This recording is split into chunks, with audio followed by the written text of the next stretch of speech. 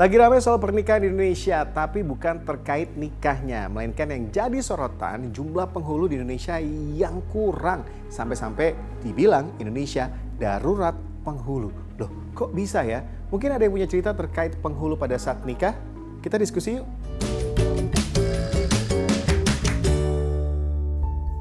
Jadi awalnya ada pernyataan dari Kementerian Agama seperti ini.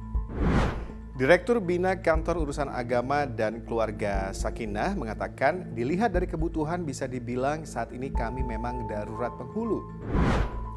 Kok bisa ya Indonesia ini darurat penghulu? Nah sebenarnya ada berapa sih penghulu di Indonesia?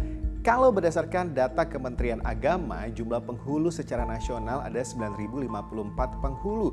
Tapi kebutuhannya ternyata lebih banyak, 2 kali lipatnya, 16.263 penghulu dibutuhkan. Kenapa? Karena rata-rata selama 1 tahun ada 1,7 juta pernikahan di Indonesia. Nah sekarang kita dengar dulu nih cerita warga terkait penghulu pada saat mereka menikah. Ada kesulitan Kak. Waktu itu kan nikah tahun ini sih, baru tahun ini. Kita kan minta jadwalnya jam 9, cuman penghulunya datangnya jam 9.30 karena dia nikahin di tempat lain juga. Waktu itu enggak sih, enggak sulit, cuma penghulunya telat datang. Jadwalnya harusnya jam berapa, tapi Jam 8 datangnya jam setengah 10. harusnya jam 8. 8. Kenapa penghulunya telat waktu itu? Karena ada yang bareng acara nikahannya. Menurut saya, seenggaknya Kementerian Agama menyediakan seenggaknya 50% mendekati ya dari angka yang dibutuhkan gitu, nggak terlalu jauh. Itu kan hampir sekitar 50% kekurangannya. Sehingganya ya 80 apa 90% bisa terpenuhi. Jadi ketika memang ke penghulu itu dibutuhkan oleh masyarakat Indonesia, jadi nggak terlalu menyulitkan masyarakat yang memerlukan jasa penghulu tersebut. Kalau lihat dari data yang ada, kemudian cerita yang diberikan oleh masyarakat, memang kebutuhannya sangat banyak untuk memenuhi jumlah pernikahan di Indonesia yang sangat besar, 1,7 juta pernikahan dalam 1 tahun. Tapi kok bisa ya sampai pada akhirnya kekurangan penghulu? Apa yang menjadi penyebabnya dan apa evaluasinya? Nah, dari mana kami ketemu angka ini gitu. Nah, ini kami menghitung gitu ya dari jumlah peristiwa nikah gitu. Lalu ada jumlah penduduk Islam, lalu besarnya wilayah, luas wilayah dan kondisi geografis itu dibandingkan dengan ketersediaan penghulu gitu. Nah, data tahun 2022 menyebutkan bahwa pernikahan itu di tahun 2022 itu terjadi sejumlah 1.600.000-an ya, 1.600.000 lebih lah gitu. Sementara penghulunya hanya 9.100 gitu. Jadi bayangkan gitu ya betapa setiap minggu itu sekitar 3.000 pernikahan gitu yang harus dilayani gitu. Sehingga keluarlah angka ini, kekurangannya sejumlah 7.100 orang gitu. Jadi itu yang kami sebut sebagai darurat penghulu.